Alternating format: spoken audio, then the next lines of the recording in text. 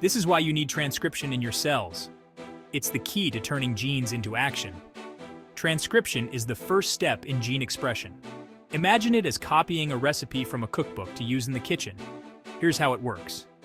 An enzyme called RNA polymerase attaches to a starting point on the DNA. The DNA unwinds, and RNA polymerase reads one strand, building a complementary RNA strand. Think of RNA as your DNA's single-stranded cousin, but instead of thymine, T, it uses uracil, U. So wherever there's an A on the DNA template, RNA pairs it with a U. In bacteria, this process is super efficient. Multiple RNA polymerases can work on the same gene at once, creating many mRNA copies quickly. Why is transcription so crucial?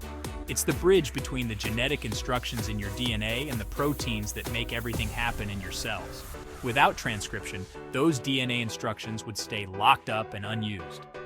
That's a quick dive into transcription. If you found this helpful, like, subscribe, and hit the bell for more exciting biology content. Thanks for watching, and see you next time.